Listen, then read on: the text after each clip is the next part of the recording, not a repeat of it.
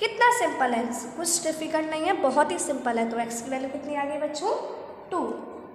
एक और क्वेश्चन देखिए, -4 ब्रैकेट 2 + 8 = 8। आपको पता है ना कि मल्टीप्लाइज में इंटीजर्स के क्या रूल होते हैं? प्लस का मल्टीप्लाई माइनस में करेंगे तो आंसर माइनस में आता है, माइनस का मल्टीप्लाई लिख देती हूँ मैं, प्लस का मल्टीप्लाई माइनस में करते हैं आंसर माइनस में आता है, माइनस का मल्टीप्लाई प्लस में करते हैं आंसर माइनस में आता है, प्लस का मल्टीप्लाई प्लस में करेंगे आंसर प्लस में आएगा, माइनस का मल्टीप्लाई माइनस में करेंगे तो आंसर प्लस में आएगा। मतलब डिफरेंट साइन तो सब्ट्रैक्ट का माइनस का साइन आएगा, और सेम साइन तो प्लस का साइन आएगा। ठीक है, तो चलिए करते हैं अब इसको हम। -4 में हम 2 का मल्टीप्लाई करेंगे, कितना आएगा बच्चों? -8। अब -4 में हम प्लस x का मल्टीप्लाई करेंगे तो कितना आएगा? -4x = 8। ठीक है, अब देखिए, हम हमें एक तरफ वेरिएबल करना है और एक तरफ नंबर कर लेंगे। तो -4x है, इसे हम यही लिखा रहने देंगे 8। अब ये यहाँ पर -8 है, RHS में जाके +8। ठीक है, तो -4x = 8 8 + 8 16। तो x = क्या आएगा? 16 अपॉन, अब ये यहाँ पर -4 है ना मल्टीप्लाई में, तो इधर आके डिवाइड में हो जाएंगे -4। अब हम 4 से 16 को डिवाइड करेंगे, आंसर आएगा 4, और ये आपका माइनस है तो हम यहाँ पर माइनस साइन लगा देंगे। तो x की वैल्यू कितनी आ गई बच्चों?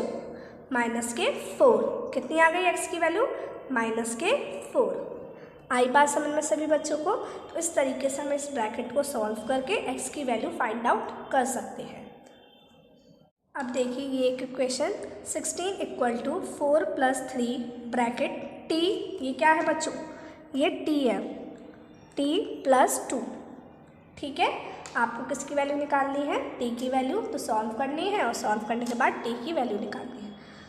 ये RHS है तो अभी हम 16 ही लिख रहने देंगे, पहले हम LHS को सॉल्व करते हैं। 4 प्लस, अब ये 3 है और ये ब्रैकेट है तो हम 3 का इस पूरे वाले ब्रैकेट में क्या कर लेंगे? मल्टीप्लाई कर लेंगे।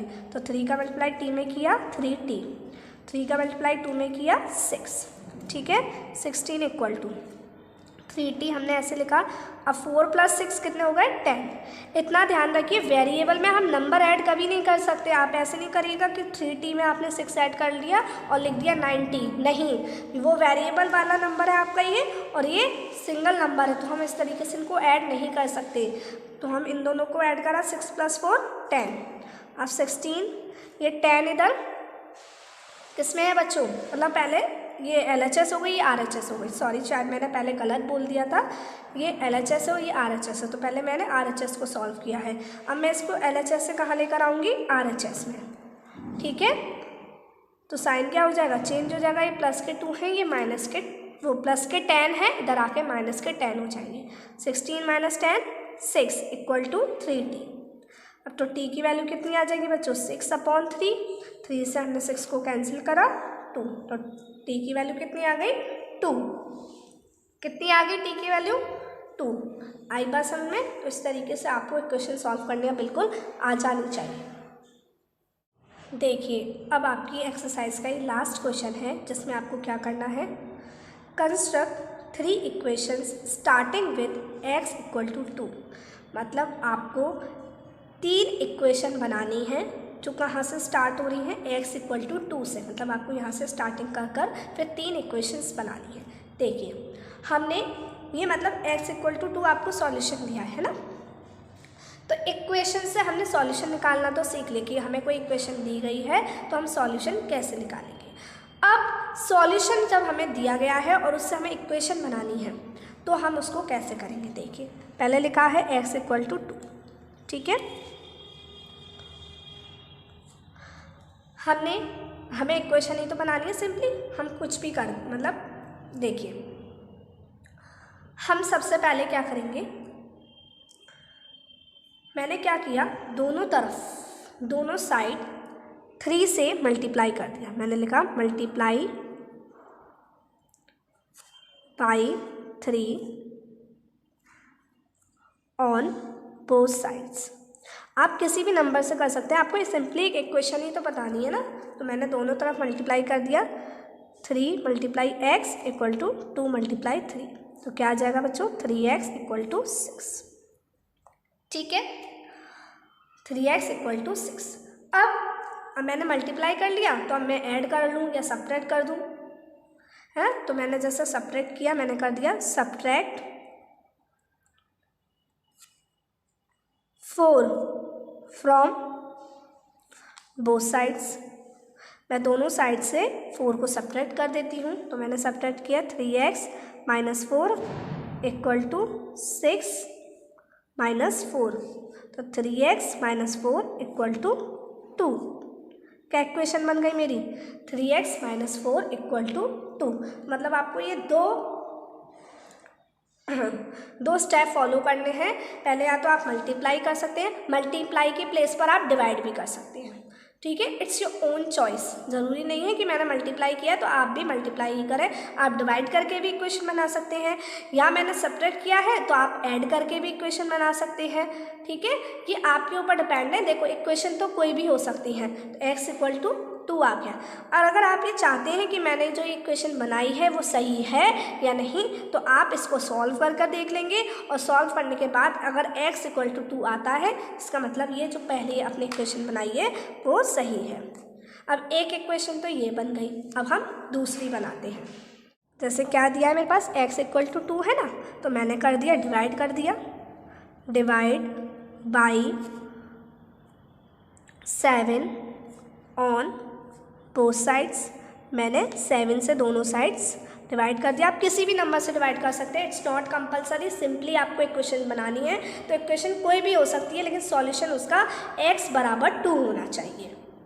ठीक है, तो हम इसी का यूज़ करके इक्वेशन बनाएंगे। तो क्या बन गई, x/7 इक्वल टू 2/7। तो ये भी आपकी एक इक्वेशन तैयार हो गई। आप इसको इतना भी छोड़ सकते हैं। ठीक है, एक इक्वेशन ये बन गई आपकी। अब आपने तो मतलब एक इक्वेशन आपकी ये बन गई, दूसरी आपकी ये बन गई। तो आपने करा, अब आपने क्या कर दिया, ऐड कर दिया, add by 3 on both sides. आपने ऐड 3, सॉरी बाई नहीं आएगा, ऐड 3 ऑन बोथ साइड्स। आपने इस इक्वेशन में 3 ऐड कर दिया, तो x/7 plus 3 equal to 2/7 plus 3। ठीक है, तो x/7 प्लस 3, इसमें तो ये ऐड नहीं हो सकता ना, लेकिन ये तो सिंप्लीफाई हो सकता है हमारा। 2 मैंने 7 एलसीएम ले लिया। ठीक है, 7 से 7 को डिवाइड किया 1, और 1 का मल्टीप्लाई 2 में किया 2, प्लस 1 से 7 को डिवाइड किया 7 का मल्टीप्लाई 3 में किया 21। ठीक है, तो x/7 प्लस 3 इक्वल टू 23/7 बन गई आपकी इक्वेशन। बन गई ना, तो तीसरी इक्वेशन आपकी ये बन गई। तो आपको कितनी इक्वेशन बनानी थी, 3 इक्वेशन बनानी थी। तो आप इसी तरीके से,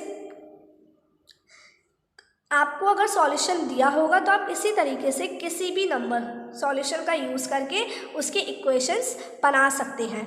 ठीक है, अब मैंने आपको ये भी बताया, अगर आप ये चाहते हैं कि आपकी इक्वेशन सही बनी है तो आप इसमें वैल्यू पुट करके भी रख सकते हैं। वैल्यू पुट कर आप रखेंगे तो आपको पता चल जाएगा कि अगर आपको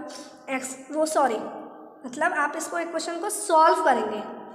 अब आप चेक भी कर सकते हैं। कैसे चेक कर सकते हैं, जैसे आपने ये जो इक्वेशन बनाई, इसमें आप x पर आप इसको आप सॉल्व करेंगे, और सॉल्व करने के बाद आप अगर इसको सॉल्व करेंगे और सॉल्व करने के बाद अगर x की वैल्यू 2 आती है, it means this equation is right. Okay, तो इस तरीके से आपको अगर सॉल्यूशन दिया होता है तो by using solution you can find out the equation. Okay, और जब आप इनको सॉल्व करेंगे तो सॉल्व करने के बाद x की वैल्यू 2 ही आएगी। अगर 2 आती है तो आपने 3 इक्वेशन सही बनाई है, और अगर 2 नहीं आती है तो आपने कहीं ना कहीं कुछ मिस्टेक की है। ओके, तो इस तरीके से आपको समझ में आया। आप मल्टीप्लाई कर सकते हैं, सब्ट्रैक्ट कर सकते हैं, डिवाइड कर सकते हैं, ऐड कर सकते हैं। यही हमारे पास 4 ऑपरेशंस होते हैं जिनका यूज़ करके हम इक्वेशन बना सकते हैं। एंड रिमेंबर इट, आप कुछ भी करते हैं तो दोनों साइड करेंगे। ये नहीं कि आपने एक तरफ कर दिया और एक तरफ भूल गए, दोनों साइडेड आपको करना है। तो इस तरीके से आपकी एक्सरसाइज 4.3 आज कंप्लीट होती है, and it's your homework that you have to complete exercise 4.3। Okay, next class में मिलते हैं, बाय बाय।